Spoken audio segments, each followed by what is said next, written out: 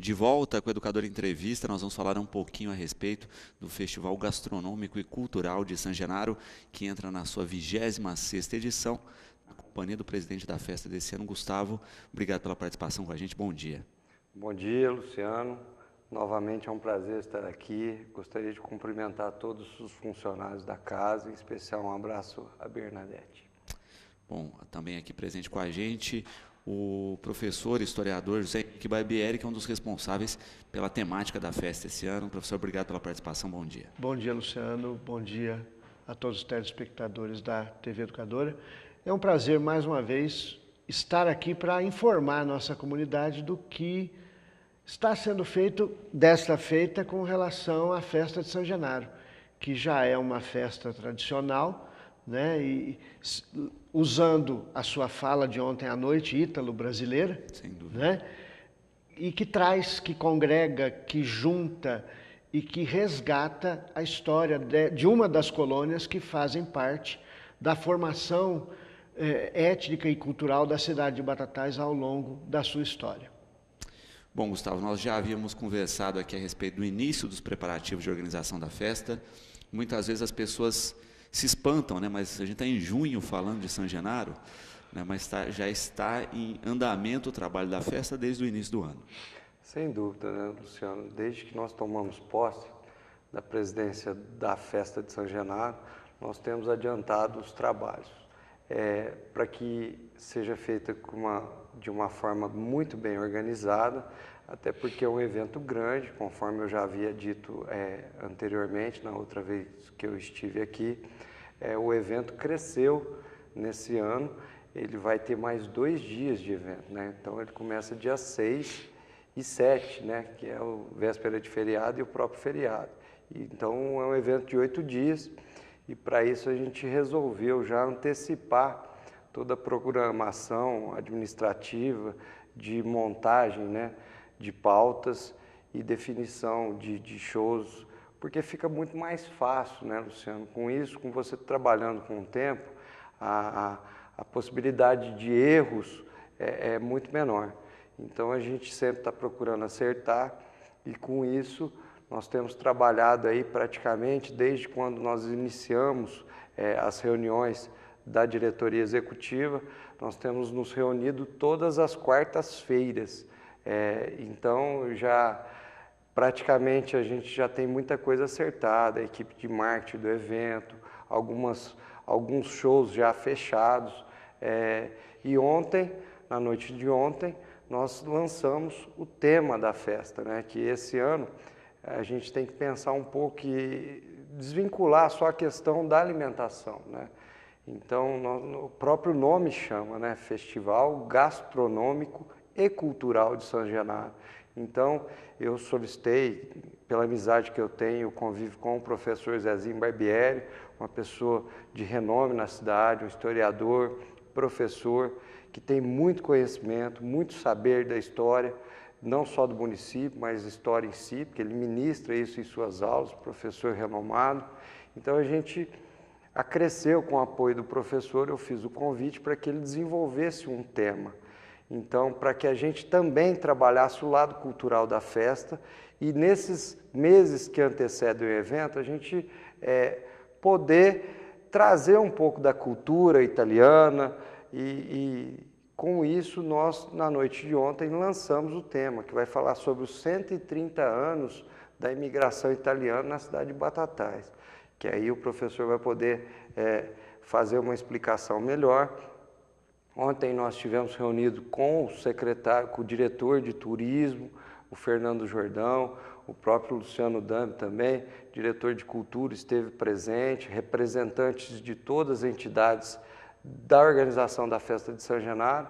E nós tivemos o prazer também de contar com a presença dos motoclubes da cidade e também da Associação dos Carros Antigos, né, que é presidida pelo Serginho Xavier.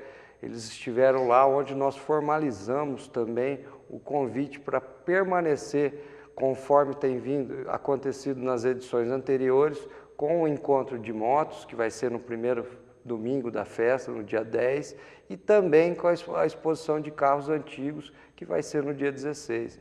Então, com isso, nós trouxemos, reunimos com todos esses representantes dessas classes, e eles também afiançaram que vão estar conosco nesse próximo evento, e com isso vai engrandecer. Para isso, nós vamos trabalhar também, trazer algo demais para o evento, conforme já foi falado, é ítalo brasileiro, né? Nós vamos fazer uma miscigenação de músicas, né? de classificação musical, também para que a gente possa atender aos motoqueiros e àqueles amantes dos carros antigos também. Professor Zezinho, 130 anos de imigração em Batatais. 130 anos de imigração italiana em Batatais. E vamos falar um pouquinho a respeito disso, né? Quanto tempo levou da imigração oficial italiana para o Brasil para que esses imigrantes chegassem em Batatais? Já na primeira leva nós tivemos imigrantes ou ainda não? Não, nas primeiras levas, né, se a gente for estudar a história do Brasil, os primeiros imigrantes vieram com a frota de Cabral, eram comerciantes que passaram por aqui, foram para a Índia, e depois, junto com os degredados, ficaram alguns italianos, mas os primeiros realmente que se fixaram no Brasil vieram com Martim Afonso de Souza em 1532, com as expedições colonizadoras. Então, desde 1500 já tem italiano. Desde 1500 já tem italiano caminhando por aqui, né?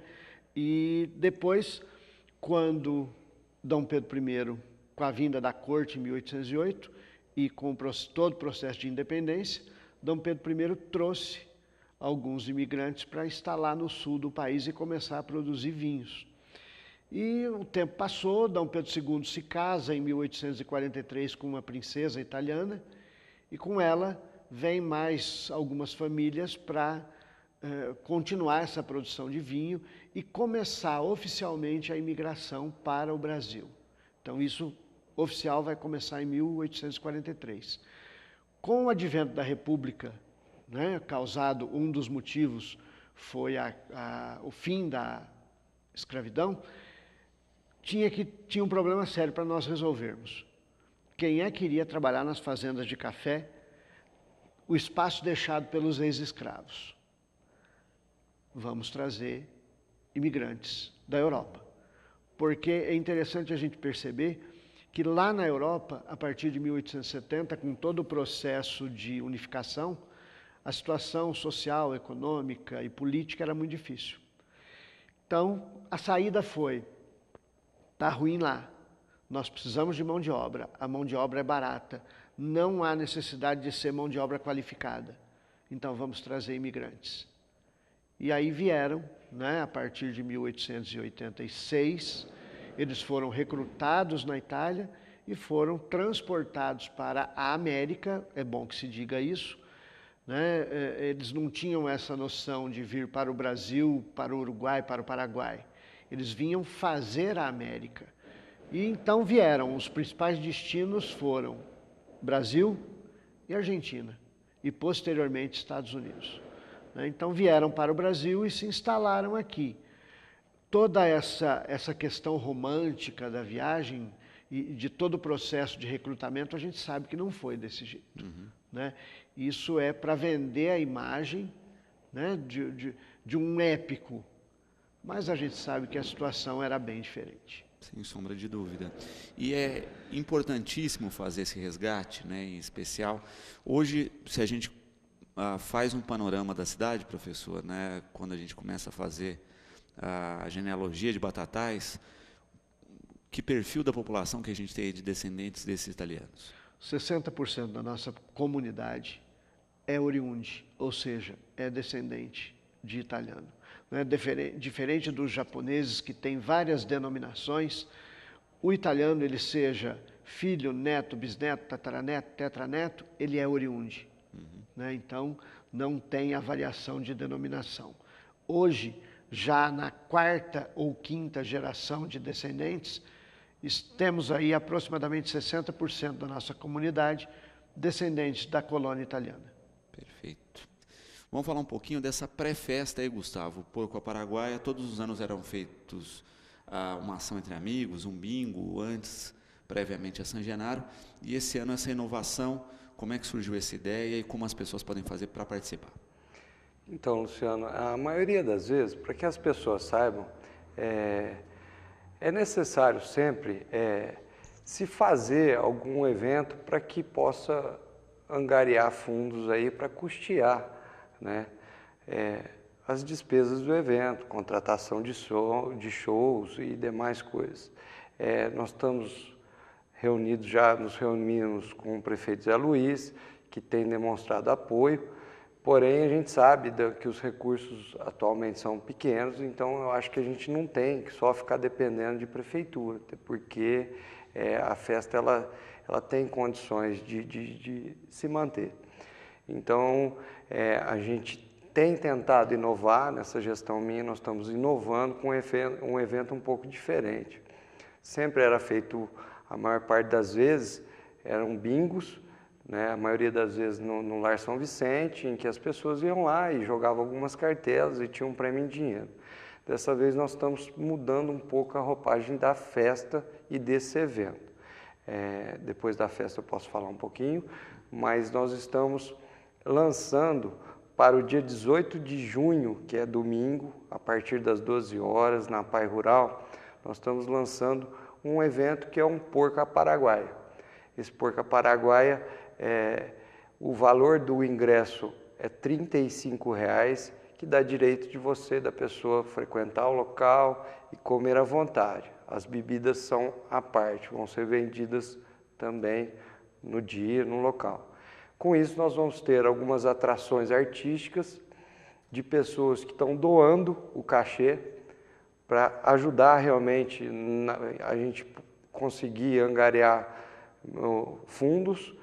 E nesse dia também nós vamos dividir e fazer alguns bingos, certo? Talvez verificando aí alguma quantia em dinheiro ou se não com brindes que as lojas, que o comércio de Batatais tem nos prestigiado. Então, novamente falando, é um porco paraguaia, dia 18 de junho, valor R$ 35,00 na Pai Rural. A gente já tem 500 ingressos vendidos e talvez uma lotação máxima aí entre 700 pessoas. Quem tiver interesse, procurar pelo site no Facebook, nós temos ali contatos, ou na Secretaria de Turismo também, pode entrar em contato com a Daniela, porque com isso, se nós tivermos o apoio da população, daqueles que realmente gostam do evento, nós vamos conseguir diminuir a margem de custo do evento e, para isso, automaticamente o repasse para as entidades vai ser bem maior. E aproveitando já o ensejo, com relação à parte cultural do evento, conforme o professor Zezinho vai poder explicar, a gente vai trabalhar esse ano com homenagem às famílias e empresários de Batatais. Nós estamos elaborando um projeto em que nós vamos mudar um pouco a cara da festa e vai ser essa homenagem que nós vamos ter, talvez com relação à parte de decoração, nós vamos ter banners, fotos de famílias a serem homenageadas, para aquela pessoa que tem um parentesco, um parente italiano, que queira fazer homenagem, a gente vai poder chegar no evento e ver a foto de diversas pessoas, diversas famílias. Nós estamos aí projetando também manter um concurso de calouro, que é uma inovação nos períodos da tarde, aos finais de semana. Nós estamos acertando aí também trazer atrações para as crianças, para que as famílias possam ir até lá, já que eu sempre falei e tenho batido nisso, a festa de São Genaro é a festa da família, em que congrega todas as pessoas de família. Então nós vamos trazer algumas inovações. E essa questão da prática cultural, a gente vai trabalhar muito isso, o professor Zezinho nos assessorando, trabalhar isso com algumas mostras antes do evento, trazer a comunidade, trazer os alunos também, as escolas, para poder conhecer do tema e participar. Então, a gente está muito feliz que a aceitação está sendo muito boa. Então, eu acho que esse ano vai ser uma festa de muito sucesso. Perfeito. Professor, a gente nota, né, o quanto a festa tem crescido. Eu acho que muito na esteira nisso, né, de ter 60% de oriundes aqui na cidade. como as pessoas abraçam, e porque a festa congrega isso, né? Ela é cultural porque ela tem esse resgate, ela é gastronômica pela alimentação, mas acima de tudo ela é beneficente, porque o recurso vai para as entidades fazerem as suas ações sociais. Sim, e o interessante, Luciano, é que isso está no sangue do italiano. Ajudar, fazer acontecer. Até porque as sociedades italianas, em sua maioria, né, eram sociedades italianas de mútuo socorro. Beneficência e mútuo socorro, né? E no caso de Batatais, nós tivemos várias sociedades italianas, uma delas a principal, que foi fundada em abril de 1893, ela não foi desativada. Diferente de todas as outras no período da Segunda Guerra, que houve a desativação e a aniquilação de todo o patrimônio, a nossa não foi desativada. O patrimônio da sociedade passou para a Conferência São Vicente de Paulo, né, no sentido de ser doado para a conferência, mas a sociedade continuou existindo, embora inativa. E o interessante disso tudo é que na década de 30, um pouco antes da Segunda Guerra, uma dissidência vai dar origem a um outro clube, que é referência em Batatais, que é a ABR Operária, também fundado por imigrantes italianos em Batatais. Então vão ser 2 clubes, né? E em 91, quando se pensou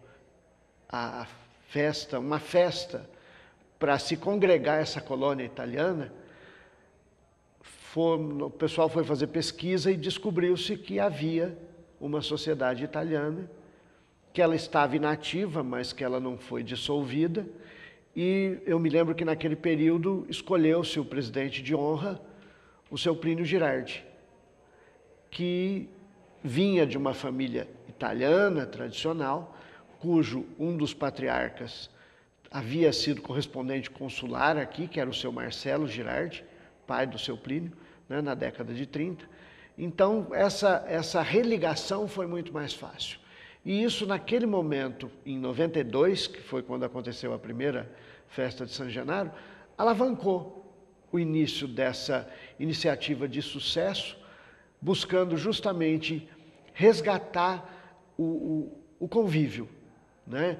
Muito se falou aí em festa San Genaro ser festa de elite.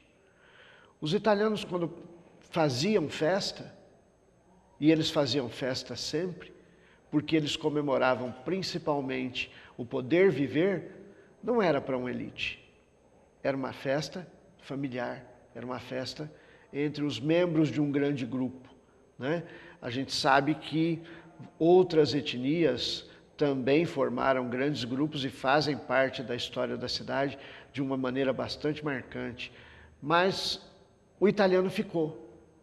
O italiano ficou, o italiano cresceu, o italiano prosperou e, consequentemente, fez a cidade prosperar.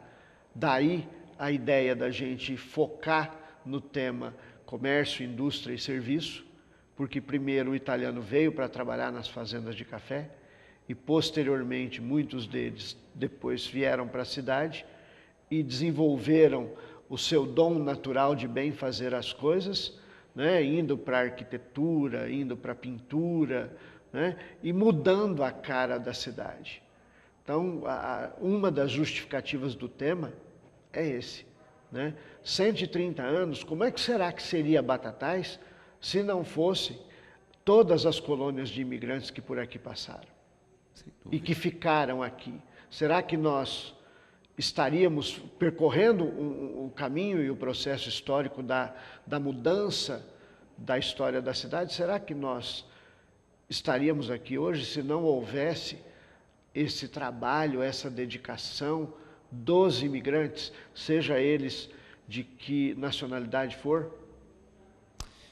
Bom, nós teremos aí então o 26º Festival Gastronômico e Cultural de San Genaro, com 130 anos de imigração italiana para Batatais. Professor, eu quero agradecer a presença, parabenizar pela escolha do tema, que é providencial, e tenho certeza que será um grande resgate mesmo, que nós teremos, não só ao longo da festa, mas que já se iniciou em algumas escolas, com as palestras, com as ações, e tenho certeza que vai ser muito rico aí culturalmente para a cidade. Com certeza, né? Nós é que agradecemos esse espaço no seu programa para levar essa informação simples mas assim, com muito conteúdo para a nossa comunidade, porque tem muita gente que, a partir de hoje, vai começar a despertar a curiosidade. Hoje eu já tive em uma escola fazendo palestra, e um dos alunos, numa das salas, alguns alunos disseram assim para mim: nossa, mas a gente não tinha noção disso. Então, faz tudo isso que os imigrantes vieram para cá? Aí eu lancei a ideia: por que vocês não começam a pesquisar a história das famílias de vocês? E um dos meninos disse: olha, eu já comecei a fazer isso, mas agora eu vou ver isso com outros olhos. Então, plantamos a sementinha. Sem dúvida. Gustavo, obrigado pela participação, boa sorte na condução dos trabalhos e tenho certeza que esse diferencial cultural vai agregar muito à festa. Sem dúvida, Luciano, eu gostaria de agradecer o convite e fazer um convite para que a educadora também, a TV Educadora, esteja presente durante o evento, que possa cobrir, como tem feito sempre ao vivo, trazendo as informações às pessoas que não possam frequentá-lo. Então, assim, a gente já renova esse convite à casa, esperando que vocês possam cobrir também o evento. E, sem dúvida, a gente espera divulgar essa cultura, fazer um evento diferente, contar com o apoio da população, tendo em vista que é a festa da família. Nós vamos trazer novas pessoas virão, novos shows também serão realizados. A gente tem uma grade, está procurando fazer uma grade que possa atender a todos, entendeu? E não só divulgar a cultura ítalo-brasileira, mas também trazer um pouco para agregar outros temas musicais. A gente espera e renova mais uma vez o convite para que todos possam participar do nosso Porca Paraguai. Muito obrigado. Bom, nós vamos a um breve intervalo. Na sequência eu recebo aqui o Eduardo Soares, né? A gente vai falar um pouquinho de ações aí da pós-graduação do Senac, entre outros temas. Nós voltamos já. De volta com o Educador em Entrevista, aqui na companhia do professor Eduardo Soares. Eduardo, obrigado pela participação com a gente. Boa tarde. Boa tarde, eu que agradeço a oportunidade, Dani.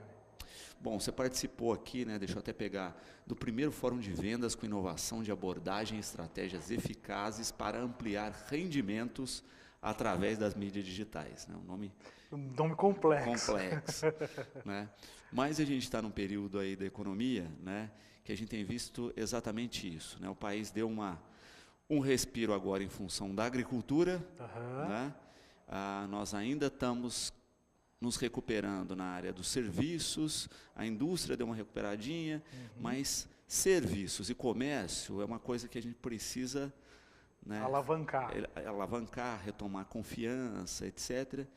E a ferramenta da mídia digital hoje é uma coisa que qualquer empresário não pode deixar de lado. Exatamente.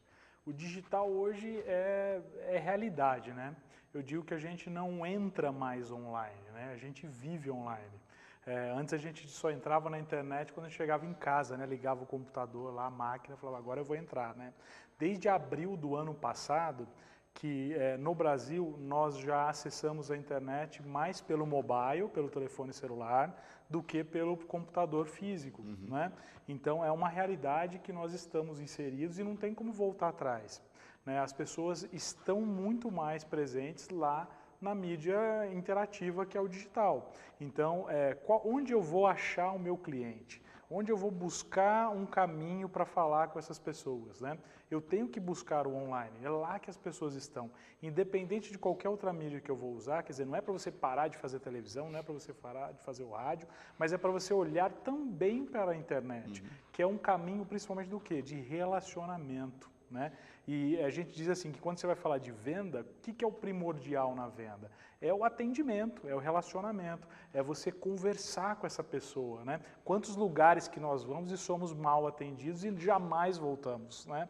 E o ambiente digital, as mídias digitais estão aí exatamente para isso, para colaborar de que maneira? Para que você possa estar fazendo um bom relacionamento da sua marca, do seu negócio, com as pessoas que podem vir a estar no seu estabelecimento. né? Criar um bom relacionamento. Então, desde um simples bom dia que você pode dar nas redes sociais, lá na página da sua empresa, que você cria no Facebook ou num canal do Instagram, aí cada um vai encontrando um caminho melhor para se comunicar, onde estão as pessoas com quem você quer conversar. E o importante é o quê? É gerar conversa, é gerar diálogo, né? Da tua marca, da tua empresa, do teu varejo, né? Porque, Dani, o que vem subindo e crescendo, né, no país e nas cidades do interior aqui não são diferentes, é o consumo online, é a compra online, né, o e-commerce que a gente chama. Só que normalmente esse e-commerce não é o e-commerce da nossa cidade. A gente concorre com a China, a gente concorre com os Estados Unidos, com os grandes centros aí, né, os grandes conglomerados, e aí para onde vão essas vendas? Né? As vendas que nós poderíamos estar gerando localmente, né, fisicamente na nossa loja, estão indo embora. Por quê? Porque nós paramos de nos relacionar com clientes. E isso é um ponto interessante, porque no dia a dia, na rotina, nas cidades, nós vemos os comerciantes reclamando do e-commerce quando eles deveriam estar aderindo ao e-commerce. Exatamente. Né? Ele reclama que a fronteira da cidade foi invadida, né, por esses outros empresários, e ele esquece que ele pode pular a fronteira da cidade e começar a vender para o mundo todo. Exatamente. Desde que entre nessa estrutura. É isso que é bacana, né? Quer dizer, estamos em Batatais, estamos em Franca, estamos em Ribeirão Preto, mas eu não preciso vender só para cá, né? Eu posso continuar minha loja física assim, mas eu posso expandir isso para o mundo, né? Através de uma simples página na internet que eu vou criar lá, não tão simples, mas eu posso começar de alguma forma. Outro caminho, eu posso manter clientes, às vezes com uma lista, vamos colocar algumas dicas aí já, uma simples lista no WhatsApp, por exemplo. Então eu tenho uma loja de calçados femininos e masculinos. As pessoas vão comprar, vamos fazer um cadastro, as lojas normalmente têm esse cadastro de cliente, né? Então vamos anotar aqui se é feminino ou se é masculino o calçado que a pessoa está comprando. Eu posso criar uma lista de transmissão simples no WhatsApp e mandar de vez em quando, se a pessoa declarar lá na ficha que ela aceita, eu mandar de vez em quando uma promoção de um calçado, ou, olha pessoal, passa na loja esse fim de semana que tem coisa nova, sabe aquilo que nós fazíamos antigamente lá no boca a boca? Eu posso fazer isso de forma virtual, né? E usar ao meu favor da minha loja, né? Aí o pessoal, a gente fala muito do bom dia, né? Você não precisa dar bom dia todo dia, mas de repente você vai dar um bom dia, você não precisa pegar aquela frase pronta da internet, lá que tem uma borboletinha bonitinha, mas vai lá e coloca, por exemplo, a tia do café da loja, da tua loja, humaniza esse contato, né? Bota uma foto dela lá, ela dando um bom dia, né? O vendedor da loja dando um bom dia naquele dia para as pessoas, né? Isso é interessante. Por exemplo, lojas de roupa. Normalmente o que a gente vê na internet, em página de Facebook, Instagram, no e-commerce, qualquer lugar, folheto, você vê lá a peça colocada em cima de uma mesa e sendo fotografada. Isso não humaniza, né? As pessoas não querem ver uma peça fria lá jogada. Eu quero ver como é que ela fica em mim, como é que ela fica na outra pessoa, né? Então coloquem as pessoas da tua própria loja vestindo a roupa e tira uma foto dela, fala, olha que legal que a gente tem aqui na loja, venha, passa por aqui, né? É uma vitrine virtual daquilo que você tem, daquilo que você tem de bom na tua loja. Então isso atrai o cliente, ajuda o cliente a estar lá, né? Por exemplo, ainda voltando à loja de roupa, assim, você tem lá uma loja de aluguéis de roupas, né? Então ao invés de eu ir lá e ficar colocando todas as peças que eu tenho para alugar, por que não contar histórias, né? Por exemplo, a história da dona Laura que foi lá alugar um vestido para a festa de debutante da neta, né? E botar ela de vestido e dizer, olha como a dona Laura ficou linda nesse vestido que ela vai realizar um sonho nesse fim de semana de estar na festa de 15 anos da filha. Ela vai se sentir valorizada, isso vai viralizar nas redes sociais, as pessoas vão se identificar com essa história, coisas simples que a gente pode usar algumas ferramentas para exatamente a gente parar de chorar, como você disse, que o e-commerce está invadindo, né, está tirando o nosso espaço, e nós buscarmos caminhos também para conversar com os nossos clientes. As pessoas estão lá no celular passando o dia inteiro, então talvez o folheto já não resolve mais, né? O custo alto dele talvez não te beneficie isso, e também não adianta achar que a internet é tudo de graça também, né? Então eu não vou só lá ficar colocando material e achar que organicamente as pessoas vão clicar lá. Tem que investir também, né? Sim. Fazer um bom investimento. E talvez esse relacionamento é o que vai alavancar vendas, né? Essa foi a nossa ideia no fórum. Pensando nessas questões que hoje, né, o mundo virou uma kitnet, né? A gente pode vender para qualquer lado, a gente está acompanhando notícias em tempo real de todas as partes a todo momento. De fato, hoje a gente vive vamos pensar assim, da globalização real, né? Só que o real barra virtual, né? Porque a gente depende desse virtual para que a globalização aconteça. Mas é uma modificação muito grande, até porque hoje a gente tem empresas, e até aqui em Batatais mesmo, que estão vendendo mais no e-commerce e vendendo muito mais para fora de Batatais do que aqui dentro. Muito bacana isso, né?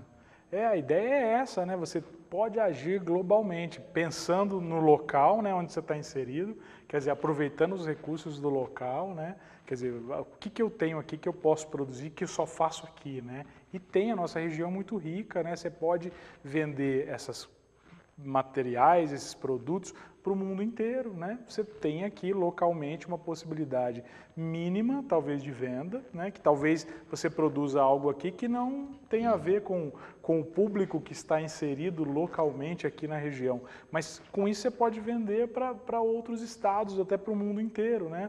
E isso é você potencializar o caminho, né? Quer dizer, você cria uma página de e-commerce, você está lá, a gente tem principalmente assim, o Correios é algo que é bacana, né? Para coisas pequenas ele funciona muito bem. Quer dizer, você tem uma rede de entrega que está na sua mão. Você tem transportadoras aí que funcionam bacana e podem levar seu produto para qualquer lugar, né? E as pessoas podem comprar de qualquer lugar, né? E na internet a gente tem um caminho muito bacana, né? Se a gente for falar de estratégia, a gente tem um inbound marketing que a gente chama, que nada mais é do que você atrair o cliente que você quer, jogar ele dentro de um funil de vendas, que esse é o caminho que a gente usa, né, para atrair e para lá no final ele converter e estar com você, né? Então é um caminho que é legal procurar um profissional, logicamente, da área de mídias digitais, de marketing digital, que vai poder potencializar isso se você for caminhar para o lado das vendas, né, na internet, que ele pode ajustar o seu site, fazer que isso trabalhe bacana e que você tenha um bom retorno. E também o pessoal pergunta muito da história assim, de aplicativo. Fala assim, mas estamos no online, então a gente tem que ter, a empresa tem que ter um aplicativo, então tudo é aplicativo. A gente tem que procurar isso com cautela. Primeiro porque criar um aplicativo é uma grana, é uma baita investimento, criar um aplicativo para o celular. Outra que a gente pensar assim, quantos aplicativos que a gente tem no celular e quantos a gente realmente usa, né? Isso toma um espaço no seu celular, essa coisa toda. Então, assim, o mais importante é você primariamente pensar numa coisa muito simples que muitas vezes as pessoas esquecem. Como a gente está falando que a internet é muito mais acessada pelo telefone, né? No telefone, o seu site, o site da tua empresa, da tua marca, ele tem que ser, como a gente chama, responsivo. Quer dizer, eu entro no telefone, ele já vai adequar ali certinho para eu ficar girando no telefone e ter um contato mais limpo assim com o teu site, né? Isso é muito importante, é uma dica super importante para quem tem um site de empresa. Meu site funciona legal no telefone? Se ele não funciona, faça com que ele funcione, que isso aí já vai te ajudar a atrair bastante gente também, né? Ao invés de você investir milhões num aplicativo aí que talvez ninguém vai usar. E a Camila coloca uma questão muito importante hoje, que é a questão de gerar dados, né? E o quanto isso é importante para a venda. Com certeza, né? Não adianta sair querendo só vender, né? Você tem que entender que o e-commerce ele vive de dados, né? De monitoramento, daquilo que a gente chama de métricas também, que é muito importante, né? A gente chama no e-commerce, assim, na internet, o consumidor de lead, né? Então a gente sempre está atrás dos próprios leads, né? Como encontrar esses leads, como encontrar esses possíveis clientes na internet. Aí vai toda uma estratégia de você buscar, assim, primeiro falar, porque quem não é visto não é lembrado. Então eu tenho que falar do meu negócio, onde ele está, para que ele serve, qual que é a função dele e tudo mais. A partir daí, esses dados que vão me fornecer vão falar quem é a pessoa que está ali em contato com a minha marca, qual que é a idade que ela tem, que região do mundo, do estado, do planeta que ela está, o que normalmente ela consome. Então aí a gente começa a fazer um trabalho com essas pessoas. Então ele costuma sempre clicar no anúncio lá. Vocês veem que normalmente quando você clica na internet no anúncio, eu estou pesquisando lá, sei lá, uma câmera fotográfica. Você observou em algum lugar essa câmera fotográfica no Google, por exemplo, você vai ver que essa câmera ela vai te perseguir a sua vida inteira na internet. Você vai abrir uma outra página, você vai ver que vai aparecer um anúncio ali. Fala, nossa, mas é a câmera que eu estava procurando. Você entrou no Facebook, Tá lá do lado a câmera te procurando ali. Não é um sinal divino que você tem que comprar a câmera, né? Não é. A internet, são os dados te perseguindo. Exatamente, procurando estar em contato com você. E eles são importantes para a marca, né? A gente precisa de usar os dados exatamente para trabalhar uma estratégia melhor para atingir o cliente, né? E aí é uma questão também pontual que eu não preciso de uma grande tecnologia para isso. Você citou a questão da loja de calçados, né? Eu fiz o cadastro lá, olha, cliente, né, mulher, comprou um calçado, olha, ela sempre compra calçado da linha esportiva, né? Exatamente. Então, eu vou criar um grupinho no Facebook, no WhatsApp, olha, só com as clientes femininas de calçado esportivo. E aí eu foco nos lançamentos dessa área. Exato. É um caminho legal, mas você tem que ter informação, né? Quem são os meus clientes?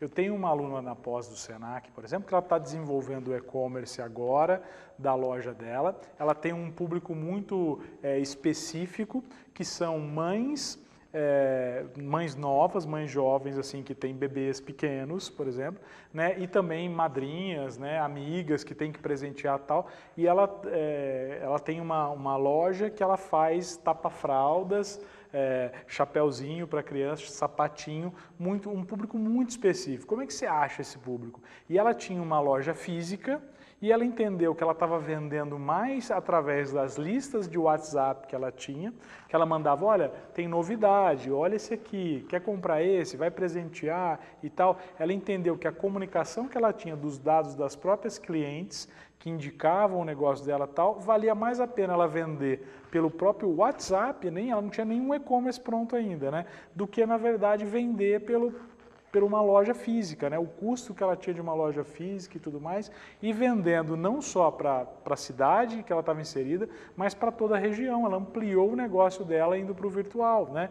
Então, assim, é muito importante a gente saber quem é o nosso público, onde ele está, como trabalhar com ele, com esses dados que eu tenho, né? Então, um simples cadastro que você tem, né? Uma pizzaria mesmo, né? A gente vê pizzaria faz muito isso, né? Eles são muito inteligentes nesse sentido. Você liga a primeira vez para pedir uma pizza, ele já tem todo lá seu cadastro, telefone e tudo mais. Se você souber ali qual que é a pizza que a pessoa quer, qual que ela costuma comprar, na próxima vez que ela ligar, você já vai oferecer uma oferta nova, você já tem ali um contato mais direto, você já pode atender o telefone falando o nome da pessoa, por exemplo. Isso muda tudo, né? O atendimento, eu repito aí, o atendimento, seja ele no digital, seja ele no presencial, ainda é o fator diferencial para que as pessoas comprem de você e não comprem de outro lugar, né? Isso muda tudo.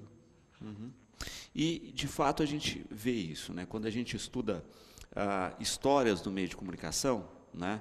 Então a gente percebe isso. A gente tinha o rádio como veículo, surge a TV, né? Aí o rádio se reinventa e continua fazendo o seu trabalho e a TV está lá. Surge a internet, hoje a TV e o rádio estão se reinventando e a internet entrando nessa linha. O único, parece que, de fato, não aguentou o tranco aí das mudanças, tem sido os impressos, né? Foi quem de fato sentiu, e a gente vê aí a avalanche de fechamento de impressos ou inclusive de diminuição de venda de edições. Exatamente, até porque o custo do impresso é muito alto, né? Qualquer tipo de impresso que você vai fazer um outdoor, você vai fazer um panfleto, você vai fazer um jornal, você vai fazer uma revista, o custo disso é muito alto e esse custo também tem que ser repassado para quem? Para o cliente que vai comprar, seja se for um jornal, uma revista, ou, na verdade, o cliente que vai anunciar nesse processo também, né? Então, puxa, quanto que eu vou pagar para gerar um anúncio numa revista impressa? E, assim, não é que... É porque é caro trabalhar com isso, né? É como o cinema era antes com a película, né? Era muito caro, né? Você produzir filme em película e tudo mais. Quando era produzido para TV em película, você tinha um valor altíssimo também para produzir. E hoje, quando vai chegando o digital, você vai vendo que é um caminho mais barato, porque é uma questão de distribuição. A lógica de distribuição de conteúdo mudou, né? Hoje a gente distribui conteúdo como a gente estava falando de comportamento no início, né? O comportamento do cidadão hoje está de consumir conteúdo em meios digitais. Então eu preciso me adaptar a isso. O rádio está se reinventando de uma maneira muito positiva, que ele já entendeu que o rádio que só toca música, ele não vai para frente, né? Ele tem que trazer entretenimento. A TV que só vai lá e passa comercial também tem que se reinventar, né? Ela tem que buscar o quê? O caminho do entretenimento, gerar conteúdo, né? Contar boas histórias, né? Aquele que tem interatividade. No caso do rádio, por exemplo, a gente tem a interatividade muito grande. Hoje você pode ter um programa de rádio, né, que está sendo transmitido ao vivo pelo Facebook também. Então você tem o rádio, você tem o Facebook sendo transmitido também, você tem a participação do ouvinte que pode, antigamente era só via telefone, hoje manda um WhatsApp, manda um Facebook, e essa busca pela interatividade, que é o jeito que a gente está consumindo hoje informação, conteúdo, entretenimento, isso é muito importante, né? E aí é uma oportunidade para qualquer desses lugares a marca estar presente de alguma maneira também, né? E estar em contato com você, né? Talvez não só vendendo, né? Porque às vezes quando a gente fala em venda, o pessoal sempre pensa em fazer promoção, abaixar o preço, né? Então só isso, né? Então a marca ela não pode entrar em contato com você hoje só para querer vender. Ela tem que entrar em contato contigo quando ela quiser falar, olha, eu estou aqui, né? Eu gosto disso, por isso que eu apoio esse programa de rádio, por isso que eu apoio esse programa de TV, por isso que eu quero contar a história da Dona Maria, a história do seu João, a história do cachorrinho. Então, essas histórias as marcas têm que se aproximar, porque é aí que elas vão falar com os consumidores, esses novos consumidores. A Camila coloca uma questão interessante, que é assim, né? Diante dessa transição, nós vimos algumas cidades antecipando isso por meio de lei, com os projetos Cidade Limpa. Né? Por exemplo, retirada de outdoor, a questão do impresso, das fachadas, dos carros de som, né? E que, de fato, hoje, naturalmente, a gente começa a ver isso regredindo, né? Que é aquilo que você falou, ninguém quer ser mais invadido pela propaganda. Exatamente. Né? E ela pergunta se de fato é uma tendência isso migrar de volta para o rádio, para a TV, para a internet. Né? A gente abolir de fato esses tipos de mídia que poluem, né? Que geram poluição sonora, visual, e isso migrar para os meios eletrônicos digitais, né? Exatamente. É uma tendência porque não é que alguém aqui é contra o impresso, não é isso que a gente está falando. É uma tendência que a gente observa mundial de consumo de informação, de conteúdo e tudo mais. As pessoas não querem mais ser interrompidas, né?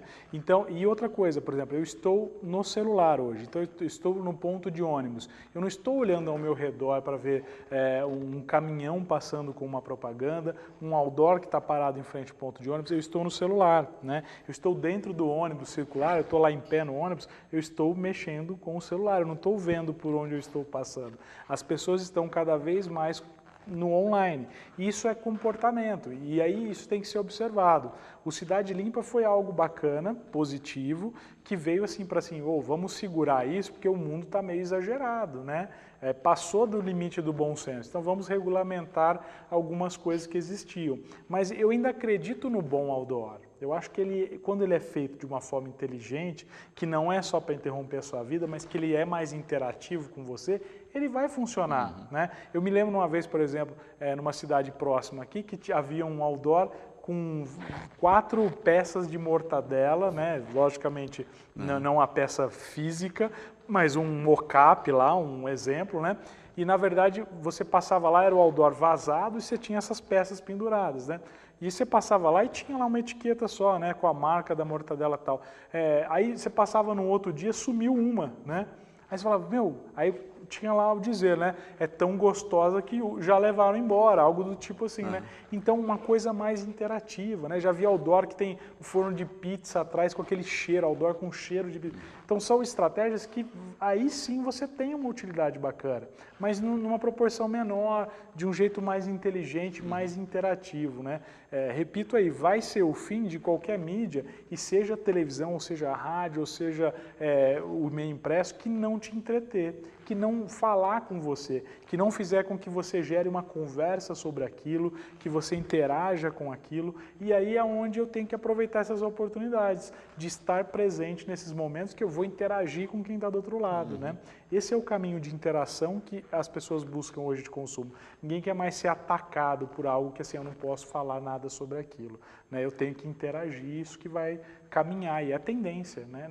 Não é só tendência, é realidade, né? Porque tendência parece que é algo que vai acabar, né? Que hoje é modinha e vai acabar. Não, isso é realidade, a gente caminha para isso aí. Quem não se adequar vai estar fora, com certeza. Às vezes as pessoas tentam fazer a comunicação pelo meio digital, mas fazem de maneira muito amadora, né? Ele fala da importância do profissional nesse sentido e de amarrar o meio eletrônico ao meio digital, né, com profissionalismo. Exatamente, né? Não adianta você querer parecer digital, né? Então trazer aquela mesma linguagem que você usa num outro meio para o digital, porque não vai funcionar, né? Vai ficar com aquela cara de falso também, né? E da mesma forma, não adianta eu querer levar o digital da mesma forma para outro meio, né? A gente sabe que a TV tem sua particularidade, ela tem os seus 30 segundos, por exemplo, de conversa da marca com as pessoas. Quando eu vou para a internet, não adianta eu pegar aqueles mesmos 30 segundos e jogar na internet do mesmo jeito. Não vai funcionar, porque o consumidor lá da internet, ele está na internet para consumir algo além dos 30 segundos. Então tem que ser algo mais elaborado, tem que ser algo com um tempinho a mais. É isso que as pessoas querem, elas vão ter um tempo a mais para consumir aquilo ali, né? E a ideia é essa, não existe mais essa história de eu vou no offline ou eu vou no online. Essa discussão é antiguíssima, né? Não dá para criar isso. Você tem que entender que tudo faz parte, né? O offline com o online. Então não adianta eu dizer assim, eu só vou parar com tudo que eu faço na televisão e vou para a internet, né? Eu acho engraçado quando o pessoal chega e fala assim, né, Dami? Eduardo, eu precisava criar um viral, né? Vamos fazer um viral? Quanto custa para fazer um viral? Fala, amigo, eu queria muito que viralizasse o teu material, mas não é pagando que ele vai viralizar, não é isso. Né? As pessoas têm uma noção errada do que é fazer, do que é um viral, né? O viral ele se constitui por quê? Porque as pessoas se identificam, gostam, vão passar para frente e tal. Não tem, né? fórmula ainda de viral. Não tem uma fórmula exatamente para você vender, fabricar um viral, né? Ele viraliza automaticamente, né? Então a gente tem que tomar cuidado com essas estratégias que podem parecer digital e na verdade não são. O negócio é pegar um telefone, os primeiros celulares lá, os tijorolas que a gente tinha, né, e colocar uma tela de iPhone e falar assim, tá aqui, eu estou te entregando algo digital. Né? Não é digital, né? Não adianta eu querer tapar o sol com a peneira. Então o caminho aí, o Caio tem razão quando ele diz aí que o caminho tem que ser algo junto, né? E aí, assim, a televisão, que é um meio de comunicação de massa, né, que é diferente, quer dizer, de massa, por quê? Porque ele vai falar com um monte de gente ao mesmo tempo. Né? É diferente do digital, que eu vou falar de um em um. Né? Às vezes acham assim, não, eu vou parar com tudo que eu faço na televisão, vou fazer só a internet. Você está indo para o caminho errado. Se você não tiver um meio de comunicação de massa, olha, eu vou conversar com um monte de gente, aí eu levo esse cara para a internet para ter uma relação mais de proximidade, para conversar de um a um, beleza. A gente vê as grandes marcas fazendo isso, você vê lá um comercial de um grande banco no intervalo do Fantástico no domingo à noite, né? Ele vai falar com um monte de gente, depois ele pode não aparecer mais na televisão, mas aí você vai para a internet, ele vai estar conversando com você lá. Então essas estratégias bem pensadas, elas vão ser muito úteis, né? É aí que sim que você consegue conversar com o público de uma maneira correta. Sem dúvida. É uma questão que a gente falava aqui, né, e que a Camila está colocando também, que é a questão, como você colocou, da TV, né, que fala para uma massa, para um conjunto, mas que muitas vezes perde o foco. Né? A gente falava disso das emissoras regionais, né, que muitas vezes se vendem como regionais, mas que produzem 99% do conteúdo para aquela cidade em que elas estão instaladas e não conversam de fato com a região. Exatamente. É aí que TVs como a Educadora ganham um espaço muito interessante, porque conversam diretamente com o local, né? E o que as pessoas querem hoje? Querem essa proximidade. Ninguém quer algo que seja muito distante delas. E aí, às vezes, você tem emissoras regionais que falam assim, a gente faz uma entrega para 60 cidades. Né? Legal, eu estou entregando um sinal para 60 cidades, mas quanto das pessoas dessas 60 cidades estão me assistindo, ou estão, na verdade, interessadas naquele conteúdo que eu estou produzindo. Eu estou atendendo a demanda que essas cidades precisam, que essas cidades querem, né? Muitas vezes não, né? É um conteúdo voltado para uma cidade só, né? Com um olhar muito específico ali, e na verdade o resto pega e se quiser, é isso aqui que eu tenho para você, né? E aí emissoras que têm uma preocupação com o local, com o lugar onde estão inseridas, com certeza vão ter essa identificação maior, né? Prova disso é o programa que você tem aqui, que você está vendo que a interatividade é grande, as pessoas se sentem parte, se sentem à vontade para participar. Então, assim, eu faço parte dessa programação, né? Eu faço parte desse conteúdo, é com ele que eu quero me conectar, é com ele que eu quero estar, né? Pô, a oportunidade de as pessoas almoçarem te assistindo e saberem que elas estão aqui dentro junto com você, isso é muito importante hoje na comunicação, né? E aí isso valoriza inclusive para as marcas, né, que querem estar com você, né? As marcas estão no programa por quê? Porque tem sentido para elas também, né? Então é bom para todo mundo essa proximidade, né? E o distanciamento já não, o distanciamento não vai ser proveitoso para ninguém, né? As pessoas, o investimento na mídia não vai ser legal, porque não vai atender às necessidades de quem está anunciando, o conteúdo não vai ter relevância porque as pessoas não vão se identificar. Então a proximidade é o caminho melhor que a gente tem hoje para estar em contato com todo mundo, né? Nada melhor do que o local, né? E que bom que existem iniciativas locais para estar fazendo com que isso aconteça ainda, né? Que tenha essa proximidade, isso não pode acabar nunca, né? Sem sombra de dúvida. E de fato, né, a gente acaba tendo essa rotina aí de mudança, mas de novo naquela questão, né? A gente cai muito no amadorismo até do próprio empresário, do comerciante, de se deixar levar pela modinha, né? No Exato. sentido de, tal coisa deu certo para o fulano, eu vou fazer também, mas faz sem ter o mesmo know-how, sem ter pesquisado. Exato. Né? Achar que temos receitas prontas, né? Acho que o maior mito é esse, né? Falar assim, vou pegar a receita ali do fulano, nossa, deu muito certo para ele, né? Vou usar aqui no meu estabelecimento, vai dar certo também. Essas receitas prontas não funcionam. A gente tem que entender e identificar o que é bom para mim, né? Como que vai estar funcionando para mim? Vai ser legal, né? Vamos pesquisar isso, né? Vamos fazer alguma abordagem, uma estratégia bacana e principalmente, sabe, criar novas possibilidades. Então assim, puxa, tem o rádio, né? O que eu posso fazer diferente no rádio, né? Como é que eu posso trabalhar o rádio de uma maneira diferente, né? Será que eu só posso trabalhar lá dentro dos spots de 30 segundos, dos comerciais, dos jingles e tal, né? Puxa, eu tenho várias formas de explorar isso. Por que não gerar um programa de conteúdo? Vamos lá, vamos falar de futebol. Tem um programa específico de futebol, vamos colocar 3 marcas lá dentro que querem conversar com esse público que gosta de futebol, vamos colocar personagens ali dentro, né? Um corintiano, um São Paulino, um palmeirense, para esses caras dialogarem ali.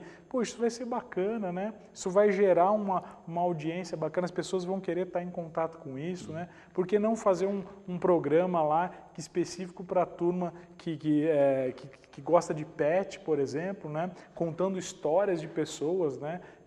Eu gosto disso, cuido dos animais dessa forma, olha, isso é bacana, isso é positivo, isso funciona, isso não funciona, né? Talvez ali uma marca também vai lá e fala assim, não, eu quero apoiar isso aí, eu quero estar ali dentro, né? Vamos apoiar esse conteúdo, que isso é legal, isso conversa direto com quem eu quero conversar, né? E assim vários exemplos que a gente pode ter de fazer diferente, fugir dos formatos tradicionais, né? Buscar um caminho novo, né? O Gil Giardelli, ele tem uma frase que eu acho super bacana, que ele fala, não vamos usar velhos mapas para descobrir novos mundos, né? Então para de querer achar aquela receitinha de bolo e falar, vamos fazer a receitinha de bolo só, que ela é suficiente, né? E às vezes ela não vai ser suficiente, às vezes o problema está exatamente no jeito de você pensar, né? Do empresário repensar o seu negócio, de reciclar o seu departamento comercial, muitas vezes, que está lá, que vende há 20 anos do mesmo jeito, então vamos pensar em vender diferente, né? Talvez esse oxigênio de pensar diferente, de pensar como a gente fala aí fora da caixa, seja um caminho para você alavancar possibilidades diferentes, né? E isso é claro na transformação das mídias, quando a gente nota, né? Porque a gente tinha, antes da TV, um rádio conteudístico, né? Que você tinha radionovela, que você tinha programa de Exatamente. auditório, que você tinha...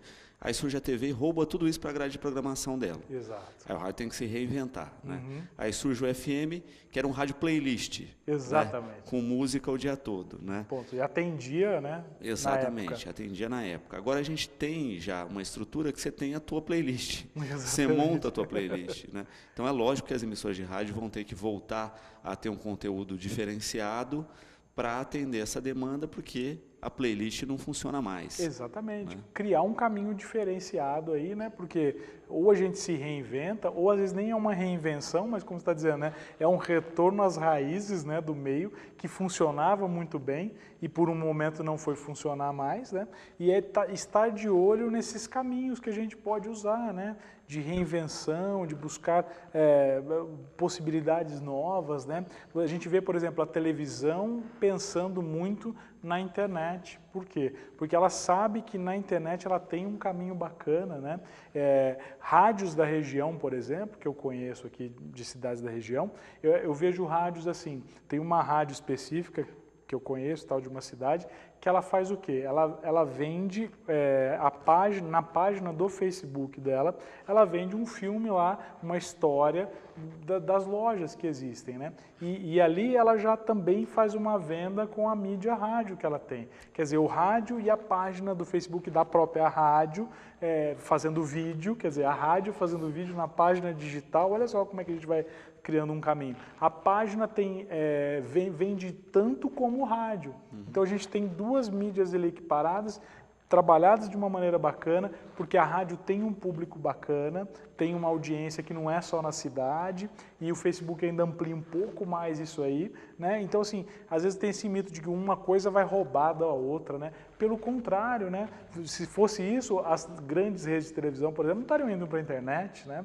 Então, eles estão exatamente aproveitando a oportunidade para estar nos dois lugares, né? E que bom, né? Você está dando possibilidade. Eu tenho que deixar quem está consumindo o conteúdo, que essa pessoa decida onde ele quer assistir, né? Eu quero assistir na televisão, eu quero ligar no rádio do carro, eu quero estar no mobile, no telefone, na internet. Então, eu preciso ampliar possibilidades e usufruir da possibilidade que eu tenho. Pô, eu sou um grande meio, eu tenho uma grande audiência, por que não eu ampliar o meu negócio? Isso é importante, né? E eu vou ampliar para todo mundo, né? Tanto para quem está consumindo conteúdo, para quem está anunciando comigo também, né? São aproveitar oportunidades. Acho que a gente não pode perder isso, né? A gente tinha uma métrica que a gente falava nos anos 90, que o jacaré parado vira bolsa, né? Que a gente não vire bolsa, e não vamos ficar esperando virar bolsa, né? Vamos trabalhar, vamos buscar novos mapas aí para encontrar outros caminhos que a gente tem. Eduardo, agradeço a participação, o programa está sempre de portas abertas e vamos assistir aí nessa transição que nós vivemos, né, no meio digital, desses usos, porque se tem um fato histórico é esse, né? Não adianta resistir, né? Nós temos que entender a inovação, porque ela vai tomar parte da nossa vida. Exatamente, já faz parte da nossa vida e o importante é exatamente isso, a gente não perder o foco. Acreditar que sempre dá para fazer diferente, né? Oxigenar, né? Abrir a mente para novas ideias aí, né? O pessoal costuma dizer muito aquela frase também, né? Que enquanto uns choram, outros vendem lenços, né? A gente tem que escolher onde é que a gente quer ficar. Se a gente quer ficar chorando, falando de crise, falando de economia e tal, ou se a gente vai partir para vender lenço, né? Eu quero vender lenço, eu não quero ficar chorando não, tá? Então, um prazer mais uma vez estar contigo aí, sempre bacana, desejo sempre sucesso aí para vocês e é sempre um prazer estar aqui na TV Educadora. Bom, nós vamos ficando por aqui, lembrando que 18h30 tem Cidade na TV, amanhã após o Fique Sabendo nós voltamos com mais um Educador em Entrevista, versão cultural musical aqui do programa e nós ficamos agora com a programação da TV Brasil.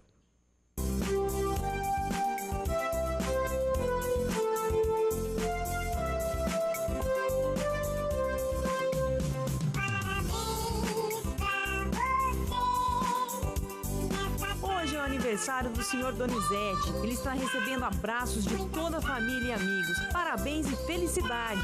E quem também está apagando mais uma velhinha é a Kathleen, que completa 4 aninhos e está recebendo muitos beijos da mamãe Juliana, dos irmãos e irmãs, dos tios e sobrinhos. Um dia doce e colorido para você, Kathleen.